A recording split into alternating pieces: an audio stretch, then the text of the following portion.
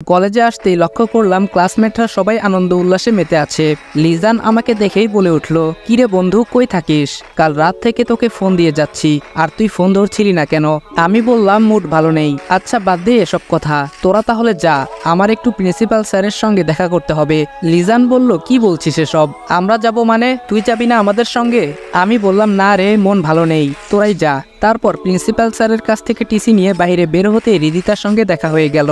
হৃদিতা আমার দিকে আর চোখে কিছুক্ষণ দেখলো, ভাবছে আমিও তাদের সঙ্গে যাব কিনা। তার দিকে লক্ষ্য না করে কলেজ গেটে পা রাখতেই তানিশা পেছন দিক থেকে আমাকে উদ্দেশ্য করে বলে উঠল, এই দাঁড়া তো। আমি বললাম, হুম বল।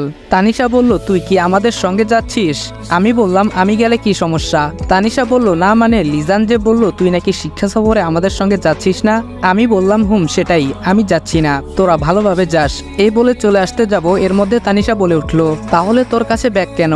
আমি বললাম, না এমনি, ভালো থাকিস আর কাকিমার দিকে খেয়াল রাখিস। এই বলে সেদিনই চলে আসলাম ঢাকা।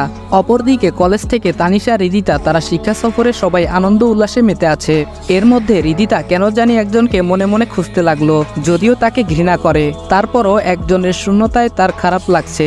হৃদিতা নিজেকে সামলাতে না পেরে তানিশাকে বলে উঠল, তানিশা তোর ভাই আসেনি? হৃদিতার কথা শুনে তানিশা অনেকটাই অবাক হয়ে বলল, এত কিছু হবার পরও ওর নাম নিচ্ছিস? যে তোকে এত বাজে প্রস্তাব দিল তার কথা কেমনে বলতে পারিস? হ্যাঁ। হৃদিতা বলল, দেখ ও যা করেছে তার শাস্তি তো সে পেয়েছেই, কিন্তু তারপরও কেন জানিস সেই বিষয়টা নিয়ে আমার কাছে একটু খারাপ লাগা কাজ করছে। তাছাড়া তুই তো জানিস আমিও ওকে ভালোবাসতাম, কিন্তু প্রকাশ করতে পারিনি। কিন্তু যখন প্রকাশ করতে যাব এর মধ্যে তোর ভাইয়ের তো একটা বাজে প্রস্তাবে আমার মনটা নিমিষেই ভেঙে ফেললো। তানিশা বলল, ও আমার ভাই হলে কি হবে, আমিও ওকে অনেক কথা শুনিয়েছি। এই বলে তানিশা বাড়িতে যা যা ঘটেছে সেটা হৃদিতার সঙ্গে নিমিষেই শেয়ার করে ফেললো। হৃদিতা ঘটনা শোনার পর বলে উঠল, এই তুই কি করেছিস?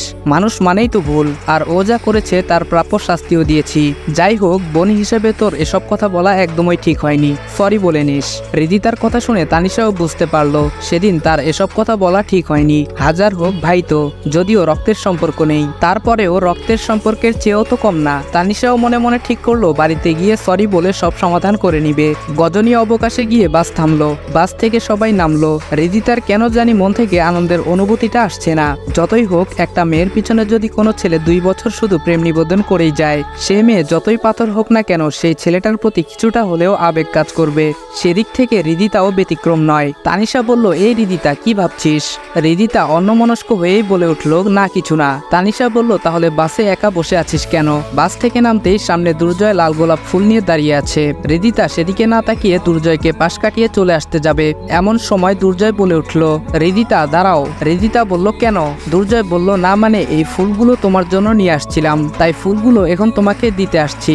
হৃদিতা কিছুটা রেগে বলল, সরি, আমি কারো ফুল নিতে পারবো না। তানিশা বলল, এই হৃদিতা চল তো, এসব ফালতু কথা না শোনাই ভালো। দুর্জয় বলল, নিজের ভাইয়ের বেলা তো খুব সুপারিশ করতে পারো, এখন আমার হয়ে হৃদিতাকে একটু বোঝাও না, এসব ফালতু কথা না শোনাই ভালো। এই বলে যে হৃদিতাকে নিয়ে তানিশা চলে আসতে যাবে, এর মধ্যে দুর্জয় হৃদিতার হাত চেপে ধরে বলে উঠল, আজ হৃদিতাকে এই ফুলগুলো নিতেই হবে, নয়তো তার ফল ভালো হবে না। হৃদিতা বলল, দুর্জয় কি করছো? আমার হাত ছেড়ে দাও, নয়তো লোকজন ডাকতে বাধ্য হব। তানিশা বলল, দুর্জয় প্লিজ হৃদিতার হাত ছেড়ে দাও। দুর্জয় ডেবিল মার্কা হাসি দিয়ে বলল, অনেক অবহেলা সহ্য করেছি, আর না, আজ হৃদিতাকে বলতে হবে আমাকে ভালোবাসে কিনা, যে কারণে রনিকে তোমার জীবন থেকে দূর করেছি।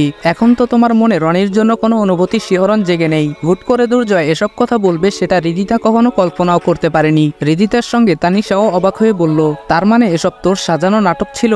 দুর্জয় বলল, হ্যাঁ নাটক ছিল, তোমার ভাই একটু বেশি বাড়ছিল, বারণ করেছিলাম কিন্তু সে আমার কথা শোনেনি, এর জন্য মিথ্যা একটা চিঠি লিখতে হলো, তারপর সেটা রনির নামে হৃদিতার কাছে পৌঁছে দেই। হৃদিতা ও রনিকে ভুল বুঝে, আমার লাইন পরিষ্কার হয়ে যায়, কিন্তু আজ তো দেখছি রনিকে সরিয়ে দিয়ে কোনো লাভই হলো না। মাঝখান থেকে বেচারা রনি শুধু একটা মিথ্যা অপবাদ মাথা পেতে নিল। কথাটা শোনা মাত্রই হৃদিতা দুর্জয়ের গালে ঠাস করে থাপ্পড় মেরে বলতে লাগলো, ছি, তোর জন্য একটা নির্দোষ মানুষকে শুধু শুধু শাস্তি পেতে হলো। আমি তোকে কোনোদিনও ভালোবাসবো না, ঘৃণা করি তোকে। আমাকে যখন ভালোই বাসবি না তাহলে তোকে সেই ব্যবস্থা করছি দাঁড়া। দুর্জয় এই বলে যখন হৃদিতার দিকে কুমন্ত্রণা নিয়ে এগিয়ে যেতে লাগলো, ঠিক তখনই তানিশা বলে উঠল, দুর্জয় ভালোই ভালোই হৃদিতাকে ছেড়ে দে, নয়তো কিন্তু এই পাথর দিয়ে তোর মাথা ফাটিয়ে ফেলবো। দুর্জয় বলল, কি তুই আমার মাথা ফাটাবি? দাঁড়া, আগে তোকেই দেখে নিচ্ছি। এই বলে হৃদিতাকে ছেড়ে দিয়ে তানিশার দিকে গুটি গুটি পায়ে এগিয়ে যেতেই তানিশা অনেকটা ভয় পেয়ে বলে উঠল, আমার দিকে আরেক পায়ে গুলে এই পাথরটা তোর মাথায় পড়বে কিন্তু।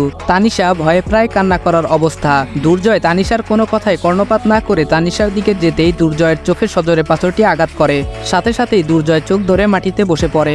এই সুযোগে তানিশা হৃদিতাকে সাথে নিয়ে সেখান থেকে পালিয়ে যায়। তারা দ্রুত প্রিন্সিপাল স্যারের কাছে গিয়ে দুর্জয়ের নামে নালিশ করে। ফলে প্রিন্সিপাল স্যারও দুর্জয়ের নামে আইনগত ব্যবস্থা গ্রহণ করেন। সেদিন হৃদিতা কিংবা তানিশা তাদের দুজনের একজনও শিক্ষা সফরের কোনো আনন্দ উল্লাস করতে পারেনি। তাদের দুজনের ভুল ভেঙেছে। হৃদিতা তো কান্না করে তানিশাকে বলে ফেলল, তানিশা বিশ্বাস কর, আমি সত্যি এসব জানতাম না, জানলে কখনো তোর ভাইয়ের সঙ্গে এমনটা করতাম না। তানিশা বলল, এখন এসব বলে কি হবে, আমিও তো তোর পক্ষ নিয়ে আমার ভাইকে অনেক অপমান করেছি। বোন হয়ে যে কথাগুলো ভাইকে বলা যায় না সেগুলোও বলেছি। হৃদিতা বলল, তানিশা তুই কি পারবি না তোর ভাইকে একটু বোঝাতে? তানিশা বলল, কি বোঝাবো বল, ওই দিন যে কথাগুলো বলেছি এরপর থেকে আমার সঙ্গে কথাই বলে না। আগে তো ওর জ্বালায় বাড়িতে শান্তি মতো বসতেই পারতাম না, কোনো না কোনো বিষয় নিয়ে দুষ্টু মিষ্টি ঝগড়া লেগে যেত। কিন্তু ওই দিন এসব বলার পর আমার সঙ্গে কথা বলতে তো দূরের বিষয়, আমি যেখানে থাকি তার আশেপাশেই থাকে না। এখন তো আমারই খারাপ লাগছে, কোন মুখ নিয়ে তাকে সরি বলে সবকিছুর সমাধান করে নিব। হৃদিতা বলল, আচ্ছা আমার সঙ্গে কি তোর ভাইকে বাড়িতে গিয়ে একটু দেখা করিয়ে দিতে পারবি? তানিশা বলল, আমার মনে হয় না তোর সঙ্গে দেখা করবে, তাছাড়া আমি তো ওকে ছোট থেকেই চিনি, ও যদি একবার কাউকে মন থেকে বের করে দেয় তাকে আর কখনো আপন করে না। তানিশার হাত জড়িয়ে ধরে হৃদিতা কান্না করতে করতে বলে উঠল, যেভাবেই হোক তুই একটু তোর ভাইকে ম্যানেজ কর, নয়তো অনুতপ্তের আগুনে জ্বলে পুড়ে শেষ হয়ে যাব। হৃদিতার এমন অবস্থা দেখে তানিশা বলে উঠল, থাক আর কান্না করতে হবে না, আমি তোকে আমার ভাইয়ের বউ বানিয়ে নিয়ে যাব। কি যাবি না আমার ভাইয়ের বউ হয়ে? হৃদিতা লজ্জায় লাল হয়ে বলল, দূর, কি বলিস? তানিশা হেসে বলল, আমার বান্ধবী তো দেখছি লজ্জায় লাল হয়ে গেছে, তাহলে তো তোদের সেটিংটা তাড়াতাড়ি করতে হয়। তানিশা হৃদিতাকে এসব বললেও কেন জানি তারও অনেক খারাপ লাগা কাজ করছে। মিথ্যা একটা চিঠির জন্য আপন ভাইকে এসব চরিত্রহীন বলে